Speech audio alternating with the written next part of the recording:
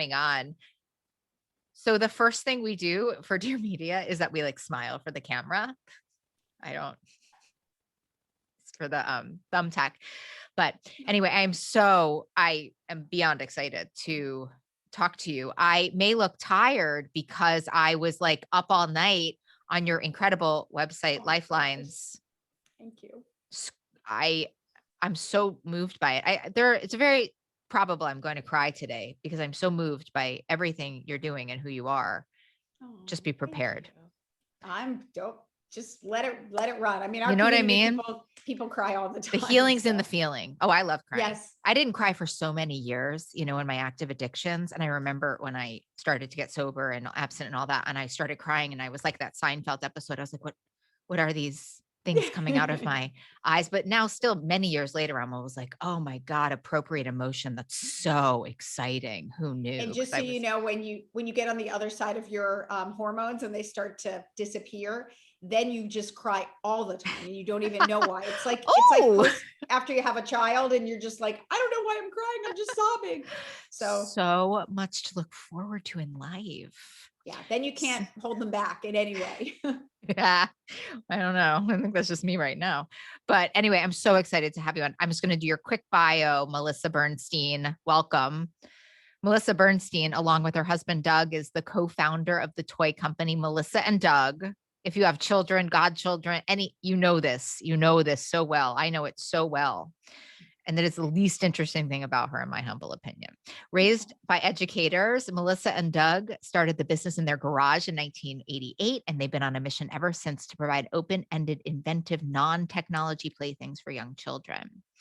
Through Melissa's remarkable career, she's kept secret her lifelong battle with severe depression and anxiety.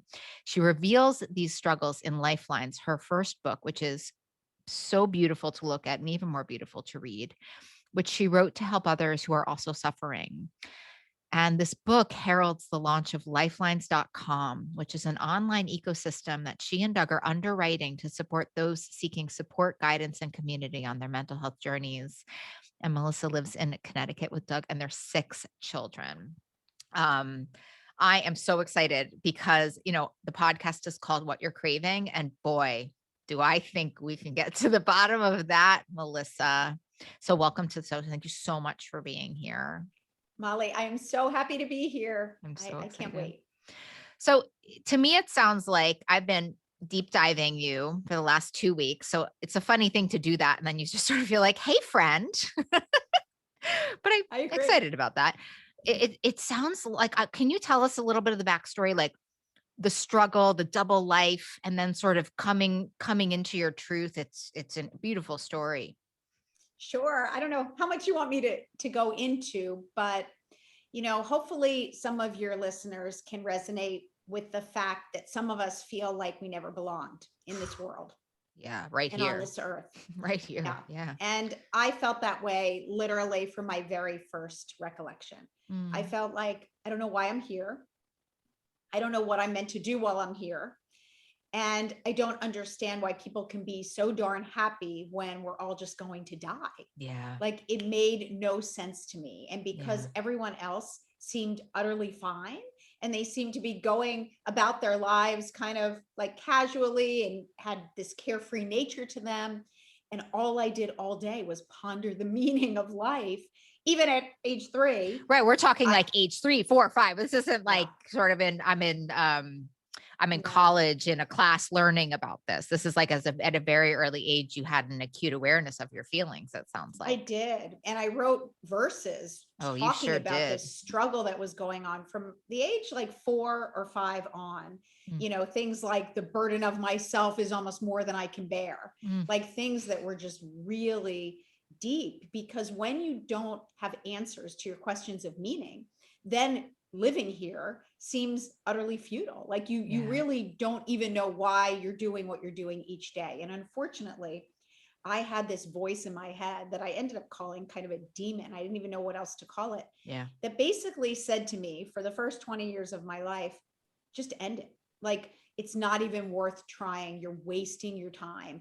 End your life. And it was like this constant, like, end it. And I would fight against it because something in me, that curiosity, the need to Mm. know why and get the answer to the question of meaning was so great that I would talk to myself. I'd be like, no, I can't end it. I need to know why. And that was the fight between my heart and my head my entire life. And it was a battle that I almost lost, but thank goodness I did ultimately move from this terrible existential nihilism, which is the worst form of existential despair, Can to we define? existentialism. Yeah, my mom's always like my like quote on my show is always like, my mom is always like, Molly, stop sounding like such a therapist. So I feel like if we said like existential nihilism to my mom, she'd be I like, know. Molly, come on, you know? So can we define what we mean by existential, and then maybe define what we mean by existential nihilism? I know you define your depression as existential depression, which I actually, Yeah, it really resonates deeply with me. And I've been a therapist for like 20 years and I've never heard of it, but exactly. it really resonates deeply with me, as your whole story does. So let's talk, what does existential depression mean? And what does like nihilism mean? And by the way, so that your listeners realize this, I didn't even know I was afflicted with this until I was Mm, in my late 40s, because it's not even in the Diagnostic and Statistical yeah. Manual for mental, Well, afflictions. that thing's pretty limited. We could have a whole podcast on that, you know? Yeah, it is. But it wasn't something, I never heard the word. I never understood it. No one ever spoke about like Yeah. And how existential. lonely is, I mean, I just know for me, it's like the solution's always been to find people who I can relate to and connect to, and to feel like sort of broken on broken on broken must have Yeah. been such a darkness, which, yeah.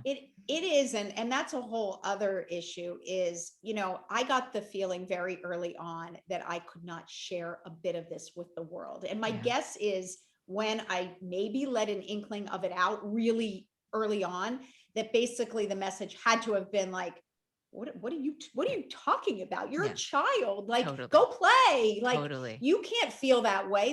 These are adult questions. Like, don't don't worry about that. It'll be fine. Right. And you're like, And all I'm doing is that's worrying all I about this, do. right? So when I you, can't stop. yes. So when you get this message from society that like, what you're feeling is not good, you cannot show it, and no one wants to hear it. Yeah. And I would see the horror in people's eyes my whole life when I let even a bit of it come out. The look was literally, it was horrified. It was like I was a pariah that would rub off on them, and maybe some of my despair would like afflict them. So I really learned early on that pretty much everything I was and everything I felt was unacceptable to the rest of the world. And that meant I needed to deny, repress, and disassociate from who I was, And then because it what wasn't like, acceptable. oh, yes, yes, yeah, right. I mean, my messaging was like, you're too much, kind of Yeah. put it in. And I think we have a similar story in this. And then I started to eat everything that was in my space, right? And it sounds so, Yep. how did it show up for you in later life?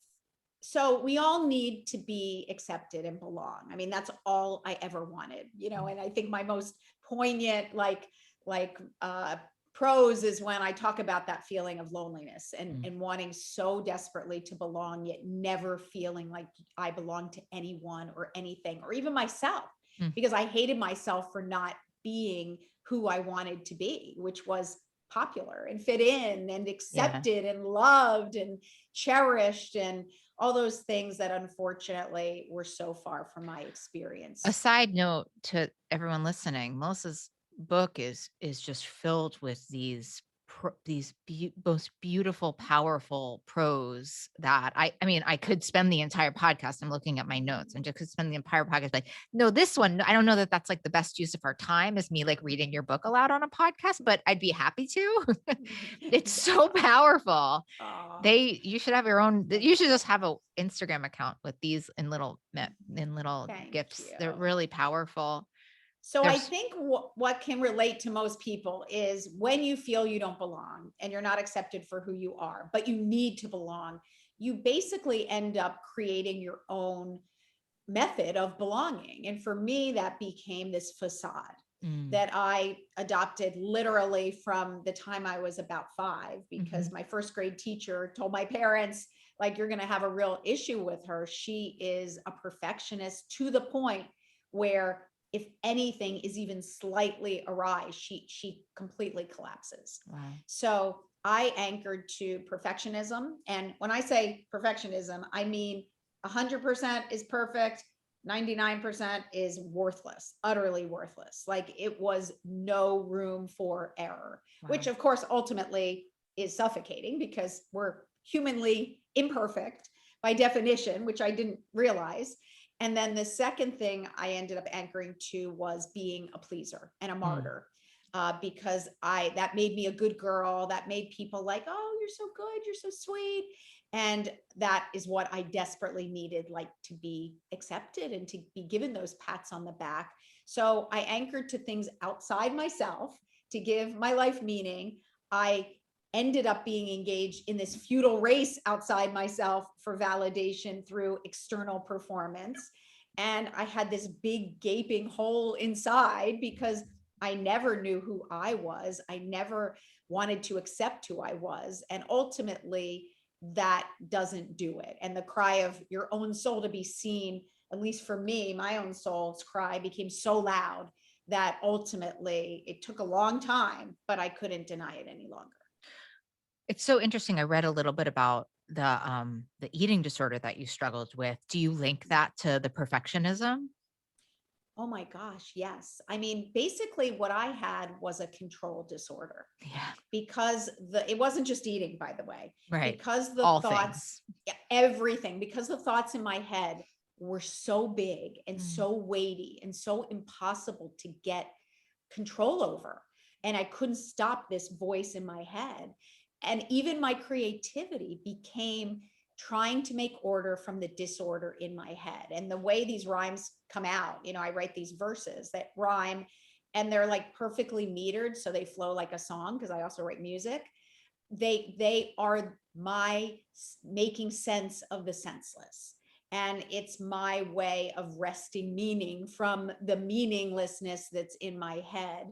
So the control of everything became part of that same thing. I mean, the verses are a control because I basically hone them into these perfectly metered verses, and I can't even rest if there's a word that isn't flowing right or the accent's on the wrong syllable. Like I feel like it's a thorn, in my foot that I'm stepping on. It's that painful. And it was the same thing because I couldn't control my mortality and I knew I was going to be gone. I needed to control everything else. And I became incredibly OCD, feeling the need to control everything, controlling what I ate, controlling my exercise, controlling my performance. And it was anything that was able, controlling my spending, anything. I had a complete control disorder, which ended up being a pleasure anorexia. Yeah. Because I despised myself so much, I wanted to basically slowly kill myself and deny myself any form of sustenance or pleasure because I was so angry at myself that I couldn't be the way society told me I needed to be. Right. And ultimately, when I finally came back around, I realized that all those things that I had tried so hard to be were just a myth, and so sad and that's one of the reasons I'm doing this today is because I want to stop so many people, especially young girls who fall into that trap so early on, and mothers and, the martyrs of the world who don't serve themselves and serve everyone else and become really deeply bereft and bitter. I want to show them that, they matter and they need to take care of themselves and love themselves. Easier said than done. But if we can start early in accepting ourselves, whoever and however we are, we won't go down the same path that I did. Well, I love, one of the things I love, I don't know if this is the tagline of your website, Lifelines, like to me, and I want to talk about this in depth, but perfectionism is the greatest con around, right? Because like when I was in treatment once and the woman was like, yeah, like you want to live a miserable life, be a perfectionist. Like, there you go. You'll never, ever, ever get it. I think your story is fascinating, right? Because you're running this like $1 billion company. You probably have this beautiful house, like all the things. And you're like, miserable inside. And I know that from my own Absolutely. experience. I know that from being a therapist for 1,000 years. It's like treating people who have everything and know that that isn't what's going to fix it. To be honest, and there are people who criticize me. And I get it. I love it when they do, because I get to tell them my truth, which is, how can you complain? Like, you have everything.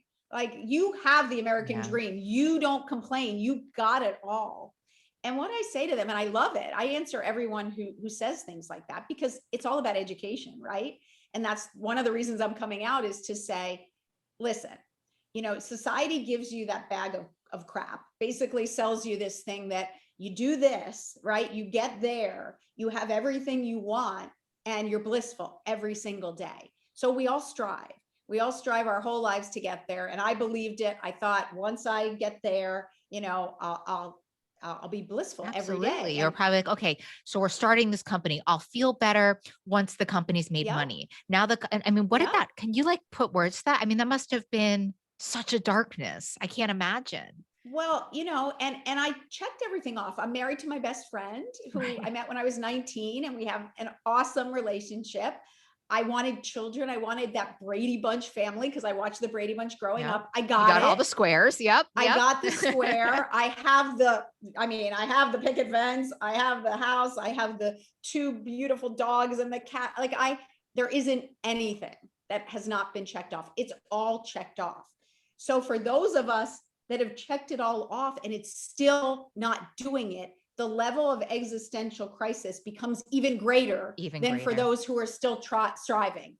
Because when you strive, you still have hope, right? You're like, oh, it's around the corner. Yes. Like, I'll just keep going. And that hope gives you a sense of meaning and purpose. But once you have it all, and there's really, okay, you're $500+ million, you could be 600, but you realize, like, it's not in that. And that's what happened to me. I finally crashed. I hit the wall so hard, because I was engaged in what I call the futile race outside myself to find meaning in my doing, and more and more. And I suddenly realized with horror that I was utterly exhausted, because when you are denying everything you feel and everything you are, and engage in continual, incessant motion to drown out the drumbeat of that voice that's, saying, do more, do more, do more. It's your ego, or for me, it was that mortality, like, the time clock is ticking. Yeah. I only get have it done. Yeah. So many moments left to leave a legacy. And even my having 6 children.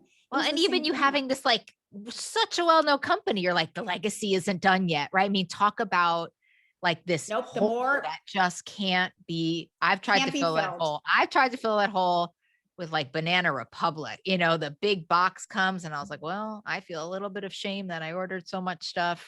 I've tried to fill it with food.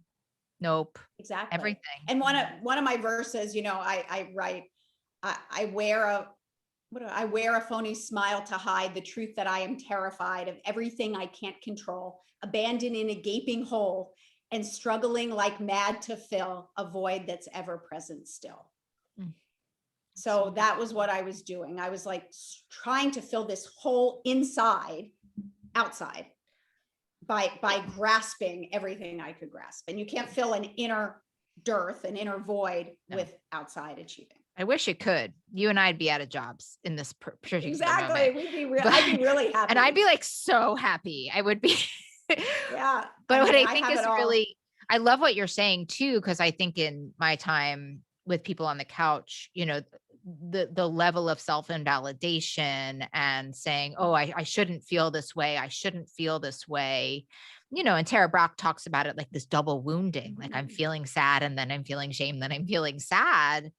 And if what you've done and what you've decided to do in this newest legacy of yours is so powerful. I mean, because if we're really just here to be helpful to others, right, and to serve and love and be loved, I mean, it's so beautifully what you're doing right now. And I also think, I'm finally sort of coming to terms with the fact that I am a highly sensitive, creative introvert. Me too.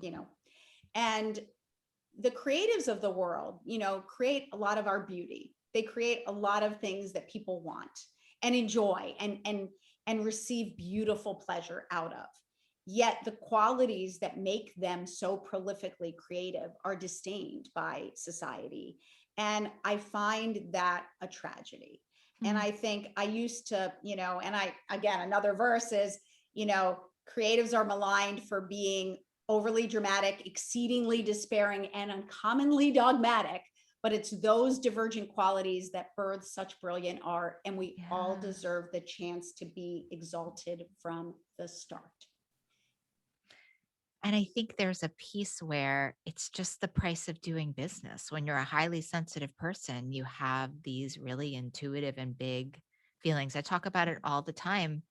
And I just wanted to say, I think that this part of this comparative suffering that so many people I talk to, and I'm sure that you've experienced, say, well, I have so much, how I'm not allowed to feel this bad. I mean, effectively, I think what it does, which I want everyone to hear if you're listening and you're like, oh God, I don't think I'm allowed to have these feelings. It takes you away from being helpful to others, right? I mean, it really does, because it takes up so much brain space. Like, the tagline on this website, this is what I love about what you're doing. Well, one of the 1,000 things I love about what you're doing, because you're so not selling the con that so much wellness is selling right now, right? So here's the line, guys. It's not about feeling better. It's about feeling everything, right? Because the greatest con that we all believe is that there's going to be a day where it's done, right? Like, okay, I feel good. Like, yep. Nope. Yeah. Spoiler alert. That became one of my toughest days ever, actually. And by the way, we still have to define existential. We have so many. This is like, we're just at lunch. This is what it's like when you're at lunch with a friend. You got 5 different conversations going on. So when I finally made my journey inward, I stopped racing outside myself for the external. What made you decide to do that? What was this turning point for you? She was like, gigantic, amazing company, all the kids, married to the best friend, entirely miserable, a little bit suicidal inside. Yeah. Not telling anybody about it because you have so much shame about it. Believe you me, go read my book. It's such a beautiful, I mean, it's such, I namaste. I'm with you. What made you decide to do it differently? What was the turning point for you? It wasn't intentional. It was a bunch of random dots connecting by sheer coincidence. And I think I had already started to feel like a bit of a sham, because when I started creating toys, if I think of creativity as a water faucet and one side is darkness and one side is light, I basically channeled all that darkness into light in the toys. So I was coming out with these light, bright, primary colored, pretty toys, but I was still hiding behind them and not accepting the person that created them. And I felt like it was my salvation. I was channeling it, but no one was seeing the real me. And I started to feel this weird sense of like shame that here I was, middle age. I hadn't really had a true, authentic relationship in my life, because I knew I was still racing away, and I was still creating 200 products a year and feeling this. And it was like, I wanted to be able to stop, but the minute I stopped, I heard that drumbeat of mortality. And I couldn't stop. Like, it was like my inner will to live knew that if I stopped and heard that voice, I would end my life. So I knew I needed to do this work, and a couple dots started connecting. I listened to this podcast called The Good Life Project by this guy, Jonathan Fields. And he mentioned his favorite book, which was Man's Search for Meaning by Viktor Frankl. It's the best book. Everybody should take a minute and read this book. It changed my life so significantly, like it changed yours. And so those of you who are like nodding their head along with this, like, write it down, a little homework. It's one of the most important. I believe everybody should read this book. I've read it twice. It is. And I read it once in my 20s, and like, it didn't, I thought it was, wow, gosh, this guy's incredible, but it didn't speak to me. I decided to read it again, and it changed my life, because Viktor Frankl, he was in concentration camps, and he had a crazy crisis of meaning and ended up founding a school of existential therapy called logotherapy. And that is based on the contention that humans' primary motivation in life is the search for meaning. And I was like, it is? Like, no one told me that. I thought I was the only one. Yeah. And when I started to read more about existentialism and existential depression, it was one of the most incredible moments of my life to know that, wait a second, I have something that actually has a name. And when I read about the people who were afflicted with it, it turned out they were really creative, highly creative, and also had these highly sensitive personalities in different areas that I proceeded to read about. And then it was like a window opened onto my soul for the very first time, because I suddenly saw that all these qualities that I had viewed as a curse my whole life and wanted to annihilate, like destroy, expunge, extirpate, like I wanted to just get rid of them. No, it sounds like suicide for you was just always just like a side option. Like it was like always on the menu. I relate to that in every single way, but it sounds that way. Like you were always like, yeah, I mean, worst case, I'm just going to like off myself. No big deal. It was just always it was almost like suicide was like a feeling for you. It was absolutely the only thing my body, my head wanted me to do. And when I saw, wait a second, so now you're telling me that these things I wanted to kill are actually like the reason I can create from white space. So I actually have a blessing, not a curse. And I started to call it a blurse, because, and then I was like, wait, holy whatever, like, and I was like sobbing for like a week, and like you, I didn't cry my whole life, because suddenly it was like, wait a second, this creativity isn't just something everyone has, and actually like that's my blessing from this highly stigmatizing personality that makes living here on earth really, really tough each day. It was unfathomable, actually.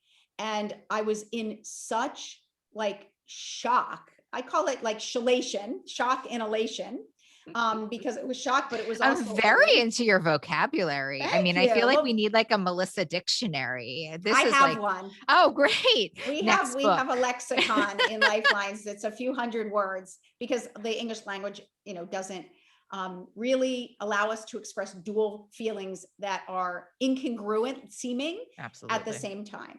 So I decided I have to come out. Like now, all of a sudden, all these folks out there like me that are these creative people that think they're such losers and basically are may end their lives tomorrow. Like I need to speak to them because this is their gift. Like, oh my gosh. And I was like, the most amazing part of the story to me though. And I'm really curious, like I've been sitting in circles with people for years and years and years. And so I guess when it was time to tell my story, I was like, all right, like I've learned from so many people's stories, like I'm going to get really honest. And I had to do a lot of my own like seeking and truth telling and all these other things. It was really hard and beautiful. And I broke open.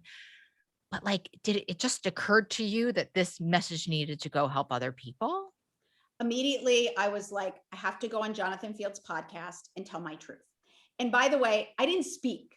I created through my hands. And I write a lot of verses about how when I spoke through my mouth, it never sounded like the way I wanted it to sound, because I honed my words over many, many months and years. And I'm always changing my verses. Like I'll recite a verse and someone will say, that isn't how it is in the book. I'm like, I know, because it's a living, breathing, dynamic working document. Yes. Yeah, it's a working document. And unfortunately, when I speak, I don't have that I like, it came out. That's not what I meant it to be. And I decided very early on, like, I'm not going to speak. And people didn't listen or hear me anyway. So I was like, you know what?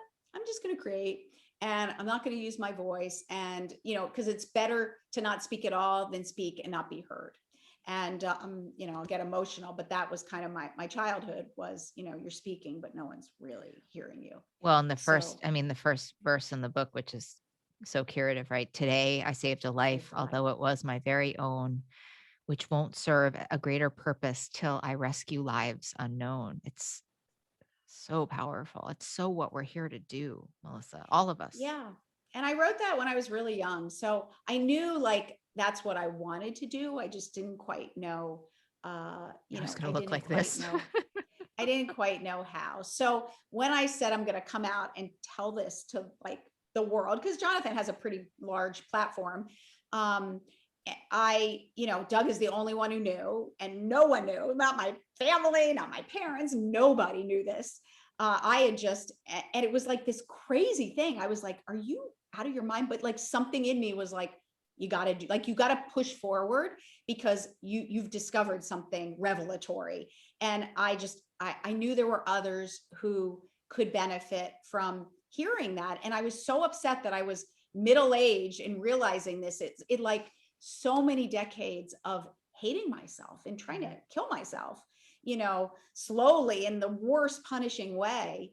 And it didn't have to be. If I had accepted who I was and wanted to protect myself for my ability to create, like I never would have done those things. Yeah. One of my teachers in dialectical behavioral therapy, which is the treatment that I'm trained in, talks about how us highly sensitive people are like diamond radios, and we can hear these signals that are so far away. But the thing about the diamond radio, it's very precious. It breaks very easily. You have to take very good care of it, while these AM/FM radios, like throw them down on the ground. Some of them are waterproof. Like you can throw them into the pool, and like, and I've always related to that, right? That I'm just like this fine. And when I heard that, I was like, in my life, being a therapist, kind of being like a therapist with issues, which I think we all have, but it's always such a funny moment because it's like, I'm learning this in school. And I was like, well, that just healed me, Alan. Thank you so much. But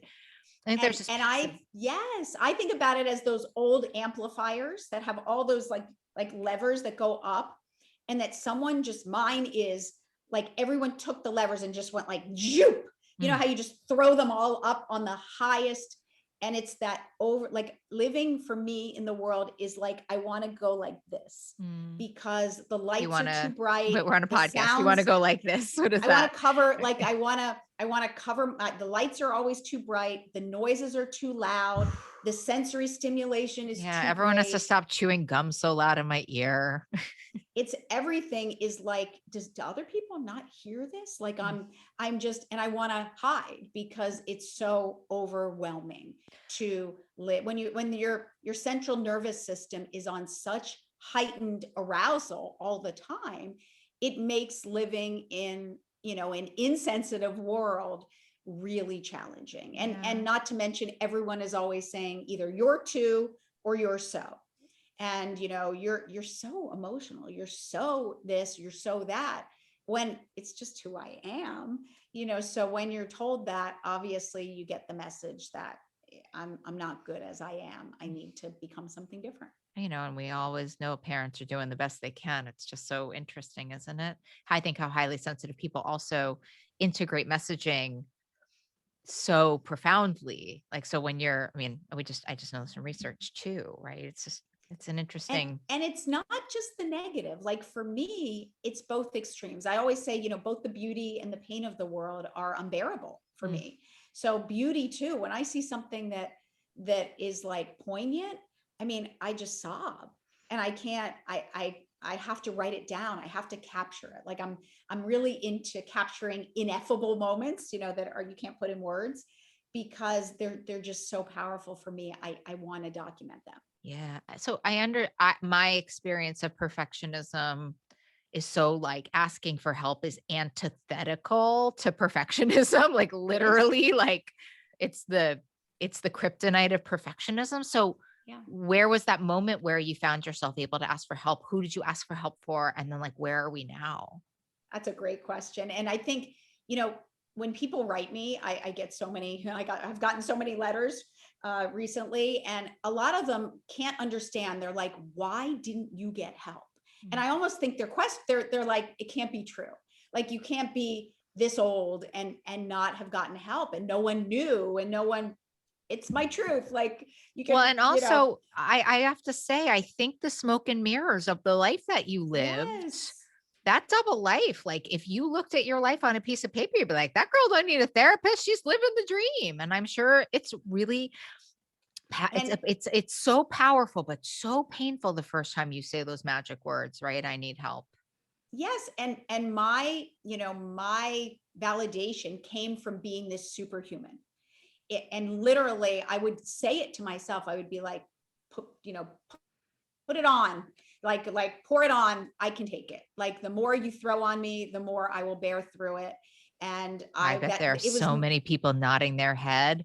I think this workaholism is like the most underrated of all the addictions because we get so rewarded for it, right? And the martyrdom for me, it became more than it was. I'm going to serve my kids. I'm going to serve everyone without ever even thinking of myself on the list. Because again, it was it was like, I will bear through this, as painful as it is and as difficult as it is. And I will I'll be rewarded at some point, anointed or, made a savior. At some point it'll come, and it doesn't come, by the way. Well, the relief, right? Yeah. Like I'll feel no, better. And the gratitude. It was more than that. It was, I believed if I served selflessly, that I would receive this gratitude. I'd be named mother of the century, mother of all time. And actually it's the very opposite, because and I realized that I thought I was being selfless, I was actually being selfish, so selfish, because what I did is I basically hampered my kids' ability to become independent, self-sufficient adults, because my need to be validated got in the way of them building their own resilience. So they became more needy. They weren't grateful I was helping them. They were more needy, and they were like, I need your help more. And I became really angry and bitter and bereft. So, and if I was listening to this podcast right now, I'd have to use that 15-second thing. I just want to encourage everybody to go back and listen to that. Like, I learned once that people pleasing is the greatest form of control that exists. Yes. Because you're trying to control how other people are feeling by pleasing them. Absolutely. And for me, it was my like battle cry. Like, I will serve myself to death, never literally, literally, and never put myself on the list. In fact, I was so of this mindset that the two things I was so proud of myself about were, one, that I had never taken a bath in my entire life. Like, I was like, who takes baths? And I was really disdainful of people that took baths, because I was like, who has the time to like indulge themselves? Like, wow. You're here to serve. And then the other thing is when folks would say, put on your own oxygen mask first. I was like, that is utterly ridiculous. Like, I would never put my own oxygen mask on first. I would always put it on my children, because I want to save them. And I would die in the act of saving them. But the truth was, it wasn't selfless. The martyr means that I actually was looking for validation and reward, and to be like hoisted up as this incredible person. And I realized that because when I didn't get it, I wrote these angry, bitter verses about how I was a tool and I was being used and nobody really cared about the real me. And that was only because I wasn't allowing myself to be someone people could care about. Well, and it's right? all external. If my kids love me more, if I make more money. I mean, I think this is sort of when we're talking about what you're craving, right? I think we think we're craving more money, more people loving me, more, more food, free this, the end game. And it's not what we're craving. I mean, it's not what we're craving, right? I love this one on feelings and acceptance. Please come meet me in my darkness. Don't just linter in my light, for although I feign this pleasant smile, most days are dim, not bright. I'm asking for salvation, but imploring you to see I'm still yearning for acceptance of my true entity. Mm-hmm. Is there anything more true than that? Like, just love me. Yeah.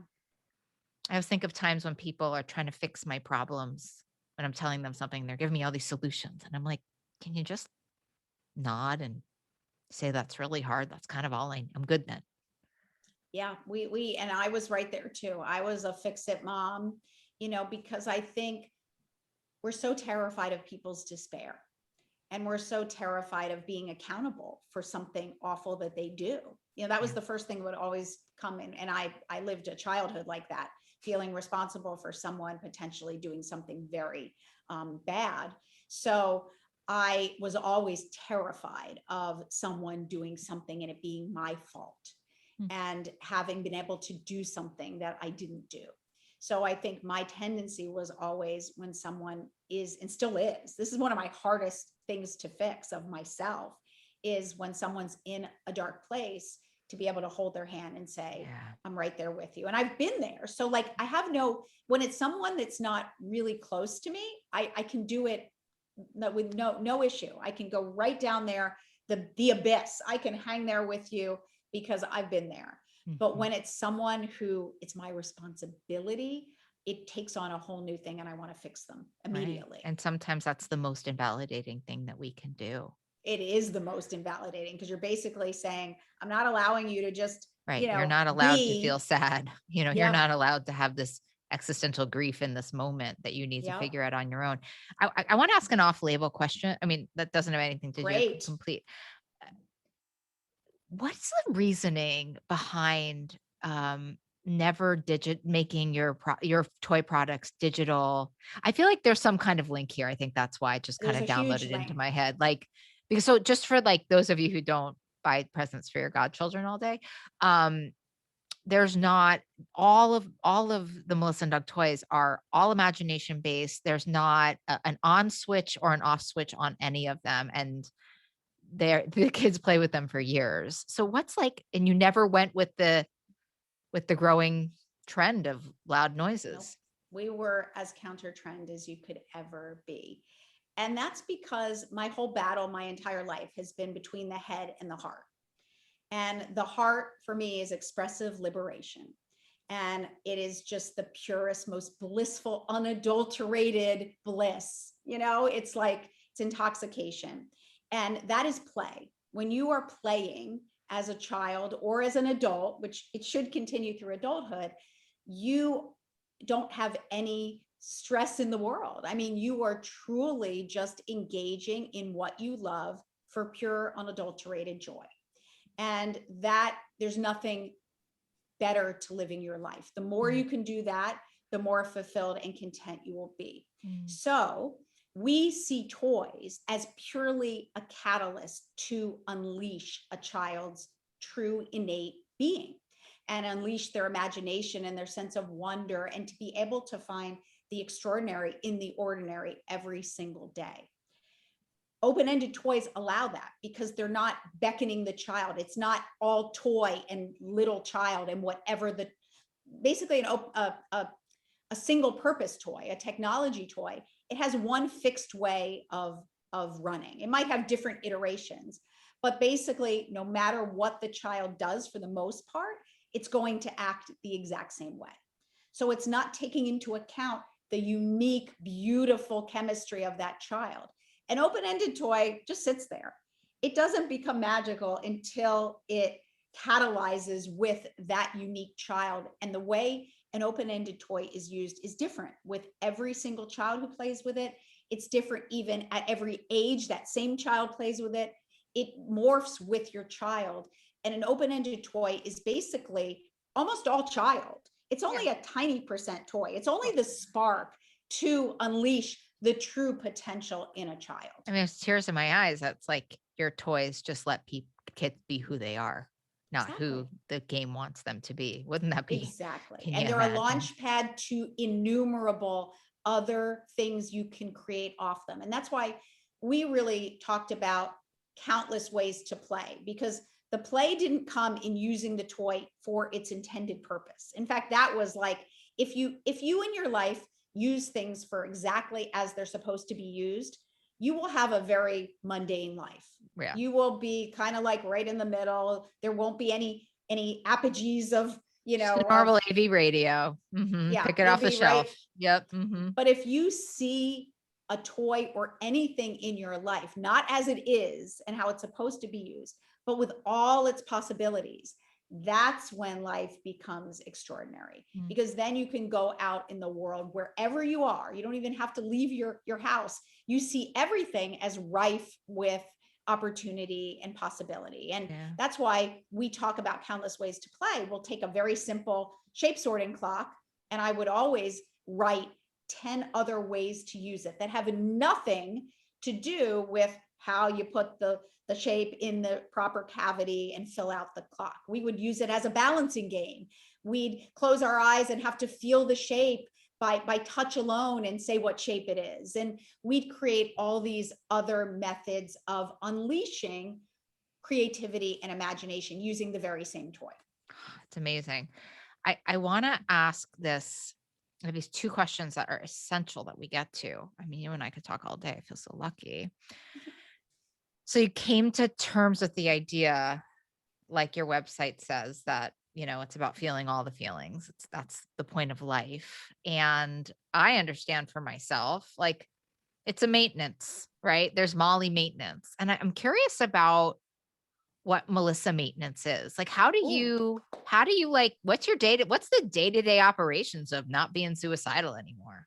That's an amazing question. You also asked what brought me to the point of therapy. I'm remembering all these questions. You just have like a lot of open-ended questions going on. And I'll say that. And I'll say that first, because that is a big deal. And, when I finally realized, and it took middle age, that I was so darn exhausted, I didn't want to race anymore. I had the sense that all I wanted to do was finally become still, but I couldn't allow myself to be still, that I knew that I couldn't do it alone. And I kind of had it like, it was almost like a crash. One day I just kind of sat down and I was like, I can't do it anymore. I need help. Like, I need to make this journey inward and face that existential nothingness, stare it in the eye finally, and admit that I'm going to die, like whether I try to avoid it or not. And I want to make the most of my time here. Like, I can't do it and I need help. So that was when I finally said, I'm imperfect. I'm broken. I need help. I need to discover who I am and accept myself in totality. And that's when thank goodness, first time's the charm. There was someone who had been highly recommended by a lot of other people. And I reached out to her. And she's not an existential therapist. She's a, I guess a CBT, therapist. Hey, sister. And but she's really spiritual. She's a yogi and has a lot of Eastern philosophy. And she really became, my partner in making that journey inward. Wow. So I accept myself in totality, which is a big deal, right? Because basically my whole life I had one emotion, which was great. That was it. It wasn't even an emotion. It was just a great. Like a fake smile. Great. Yeah. Sure. No big deal. Literally, same as you probably, I had never learned how to feel. I didn't even know what feeling meant. Oof, at the idea of a feeling, I would go and binge eat or want to kill myself. I mean, it was just the most frightening idea that would come to mind, would be to have a feeling. And until 3 months ago, I never in my entire life said the words, I feel sad today. Mm. Literally, I didn't even know what that meant. And I would have never verbalized it. Mm. So learning how to feel was like extraordinary. I had to go back to childhood and truly even learn what it meant to feel and where they resided in my body and like how to express it when I felt a certain way. And so my journey's taken like over 4 years, 4.5 years. That's short. That's amazing. That's like advanced placement. Good. You're like a real high achiever. No, because I waited until I was so old. So I was already like, I'm doing this. I'm not, there's no barriers. I think there's just something to say for that though. You were determined to get well. I mean, I've treated people where they walk in my office and they say, we are doing this and you can clock that time. And I think there's a case to be made for resistance and working through resistance and meeting people where they are. I've been an addictions therapist my whole life, but there are these magic moments when you're a therapist and someone walks in and says, let's do the dance. And it is like, well, this is why I got into the business. And my therapist says, it was the most extraordinary experience of her life to see someone like disintegrate completely and go into the depth of the abyss, stare it in the eye, like almost not come out. Because it was, I was right to avoid it my whole life because it was so dark when I was in there. I almost ended it. It was that despairing, but I didn't.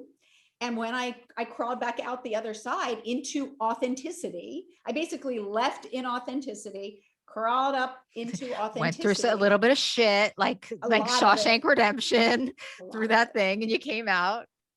And then I had, you said this at the beginning, I had the worst day of my life because I had done all the work. I was like liberated. I'm like, oh, here I am. Right. No more hiding in the shadows. Like, I got it. I got existential despair. Big deal. I'm still living my life. And one day, and I was doing pretty well for like a couple weeks after I came out. And then one day I wake up and I'm like, my pillow's wet. And I'm like, what's going on? I was like, some days when I'm in a really low state, I'm crying in my sleep. Mhm. Like, I'm that sensitive that, and you wake up and you feel that heaviness. I don't know if you've Totally. been Oh, I've been depressed, here. I've been here and you're like, like uh-oh, yesterday. what's going on? Like, what's going on today? I'm like, I'm real, whoa, this is, and of course my first thought is like, this is not good. What is going on? Like, and I start to get out of bed. I'm like, oh my gosh, I don't want to get out of bed. And then all of a sudden I'm like, wait a second, I'm not supposed to feel this way. Like, Yeah. I went through the journey. Like, I accepted myself. What is Yeah. going on here? So I have I think it was maybe a Tuesday. My appointment was on a Wednesday. I'm like, I don't know if I can make it another day, but I go in, I'm like, what's going on? Yeah. Like, I'm it's always like, it's back. back. Oh my It's God. back. Jinx. Yeah. It's like, Like, still today, no, decades I later, can't. I'm like, it's back. Yeah, I'm like, it's, Like I what? did the work. What's back? And she just started laughing, and she's like, wait, I'm really confused, Melissa. Did you think when you accepted the full emotional spectrum that meant you were only going to be feeling the top half of it? She's like, this is you. This is life. And especially you, it's especially you because you go really high and really low. So like, what were you thinking? And I was like, like, I can't be down here. I can't do it. She's Yeah. Like like, the perfectionist in you that's must have been what, freaking out, right? Like I thought I that's scored what, this. I fixed it. yes. And that's what practice is for. So for the last 6 months, I have been creating my practice, which is going to become a practice, hopefully, that many can use. And I really Encourage just, you. Encourage you. I was up all night on this Lifelines website. It is so I just finished amazing. it, but it's not even on the website because it's evolved. Because again, when you're a product person, you keep evolving. Oh So my it's, God, that's amazing that brain is on this amazing free tool for people. Holy cow, you're incredible. so it's called Living Life with Ease, E''S, but it really EASE, because it's four parts. And I think of it metaphorically, and we will have a product for this, as a backpack that I strap on every day. And it's my backpack of lifelines to remain sort of equanimously here. Because when you're someone who is highly sensitive and highly creative, I have two issues. When I'm creating and I'm in that manic creative mode where it's like, it's coming fast and furious, and I love it. It is that intoxication. I don't want to come down. I am so far up in the clouds, and it's so beautiful. And it's all white. It's all like this brilliant light. And it's so blissful. I don't want to sleep. I don't want to eat. I don't take care of myself. I just want to create. And no one can even go near me. I'm like, I'm creating. Let me be. Right. And that's not healthy, obviously, because you can get lost up there and float away, which I kind of wanted to do for a lot of my life. And I need to be here. I want to be here. Like, I Oh, have we a need lot you of here. things. We need you here very Well, badly. and then the other extreme is when I'm low, I go really low and could be swallowed up by the darkness and need something to pull me back up. So my practice is tethering me to kind of the equanimity in the middle, either pulling me down or pulling me up. And it's helping me in both extremes, which is kind of cool. So basically I strap this on every day, and it has 4 pieces, and it's 4 E's. It's energy, equanimity, essence, and engagement. Wow.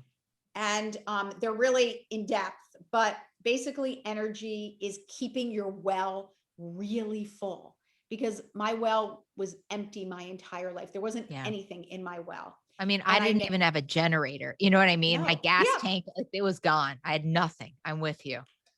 And that's so dangerous, and doesn't allow you to truly serve people without expecting something in return. And I think And it fuels all the cravings, if you think about it, for and it what we're fuels really all the craving. Like, cravings. yeah.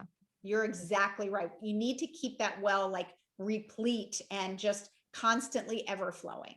So Yeah. it's all about self-care. And Oh, I even had to yes. change the words. I couldn't make it healthy eating because that made it good and bad. I couldn't call it exercise because that made it like goal oriented. So I call it body nourishment, body movement, body rest, and preventive care. Like even I don't go to doctors because I'm like, I don't have time for that. The clock is ticking.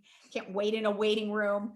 Like, so, but you have to do that. Like you want to take care of your body before something breaks down. So that's that. Then equanimity. Oh my gosh. Equanimity is the hardest thing for all of us to do because we get tethered to our brains. Can you define what it means to you? Yes, it's two things. It's first stopping and grounding yourself, but that's not the equanimity practice. Stopping is essential for it. So it's becoming present somehow, however you do it. And we have this exercise on our website that's like the hearthstone, where you come up with this thing that grounds you, and mine's a tree. So I think of my soul as like this tree with deep roots, and then I can ground. And then equanimity is allowing your emotions to come and go and not react to them. Mm-hmm. Equanimity is the practice of being non-reactive or triggered to whatever happens in your life. It is such a superpower, isn't it? So that practice, I have an exercise that I call Be the Sky, where I envision myself as the sky, and my emotions and all the things that get me in my head, just the weather patterns that drift on by. And it's been really good. Like that is the thing, because I need metaphors for things. And if I think about what the sky is saying to the clouds, like the sky doesn't care. The sky is just being. Yep. The sky is like, not like, you're a dark cloud, get away. I want to be blue. Why aren't you happy, clouds? Yeah. Yeah. The sky is just like impassive and a witness to the weather. And that's, but there are a few exercises. That's equanimity. Then there's essence. And that's really about allowing who we truly are innately to come out. And so many of us don't even know that. Don't even know what that is, because we're so busy trying to be something for everybody else. Oh. Yep. So that's about perceiving what you're feeling, really what you're feeling. Like, what am I feeling? Allowing it, comprehending it, going back to the wounded child and like reprocessing all those, the real traumas, and then embracing yourself in totality as you are. And then once you've kind of removed the blockages to finding your essence, then you can really start to ask questions like, who am I? What is it I want to bring to the world? What makes me happy? What makes my heart sing? And you can start to really figure out what we call them your sparks, what your sparks are. And I think most of us, we are all born with them. We all have them. Some of us know them. I mean, thank goodness my one saving grace was like, I knew my spark was creativity. Right. So like, I always knew mine. Some people know it. Many people don't, or they either didn't have a childhood that allowed them to sow their seeds of self-expression, or life's, burdens and responsibilities, like snuff them out. Well, yeah, I think for a lot of people, especially with trauma, it's like, that's a luxury that we don't. And I think, what you're saying is so right. And I think Brene Brown's research says play and creativity are like essential for vulnerability and awakeness and all of it. It's like, they really it's not as much of a luxury as we say it is, I think, is the important piece too. One of my favorite books is the book Play by Stuart Brown. We give it to every new Melissa and Doug employee, and I've had the joy of meeting him. He started the Play Institute, and he's a doctor who's studied play his entire life.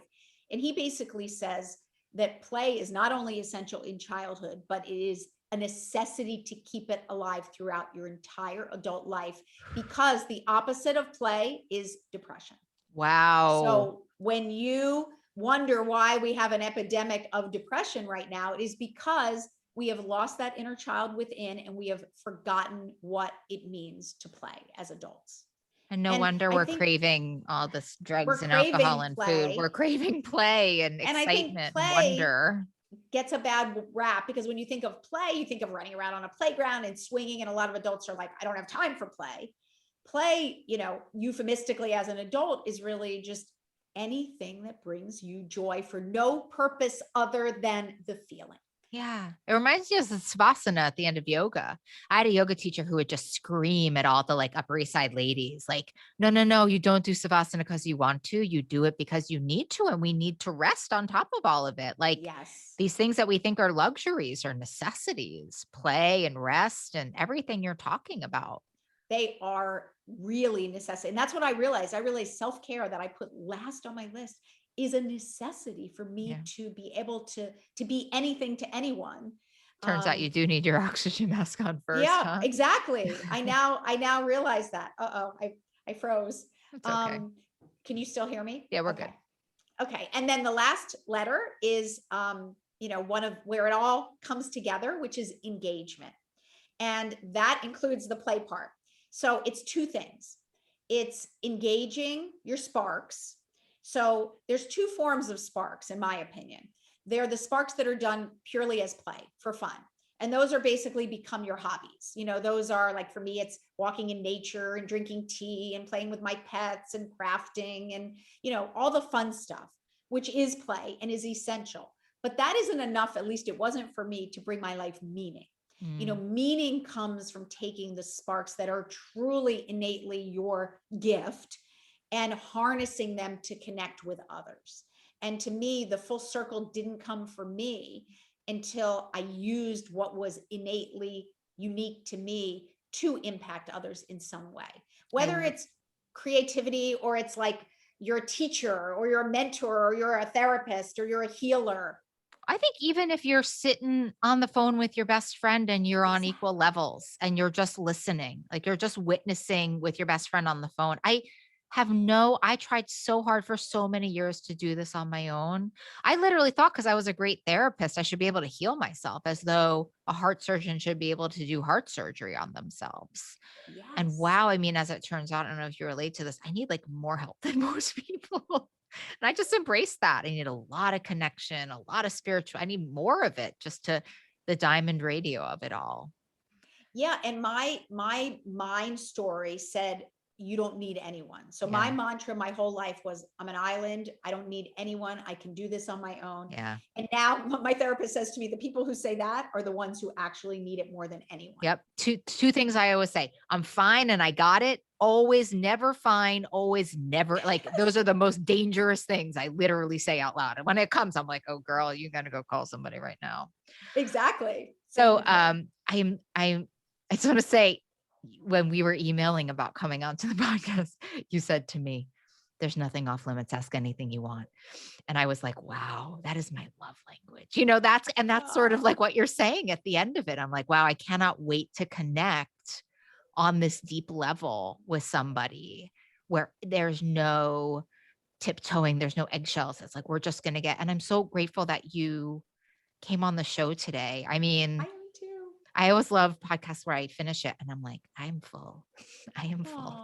I feel full. That's so sweet. So am I. And I feel like if I can help anyone who's listening to not feel so alone, to know that I'm working every single day at this, and that is the point. Life is work. And some of the existential therapists who I've joined forces with and who are teaching me about my own affliction, because it's so rare, they basically say life is work, and it's beautiful work though. Yeah. And you can't just expect to sit on the sofa and like have life just pull you off and engage you in the flow of it. Like we have to be deliberately intentional to make meaning every single day. And that's what I'm doing. And I think the thing about lifelines, I mean, especially in the current culture, and it's just that it doesn't cost anything. Like your legacy of giving back is so powerful, and it is just a mustard seed of move to me. I actually can't wait to see seeing what your impact on this world will do to me and many others, of being able to help. I mean, it's powerful. Please, you guys, go on it. Like, it's just a great exercise. Even if you're like feeling good, it's like a good little deep exercise. So thank you so much for coming on the show and helping me feel full today. And I hope helping everyone else on the listening feel full. And thanks for all you're doing to help people feel not so alone and connect them to their truest selves and what they crave. It's what we're here for, So thank you so much. You are so welcome.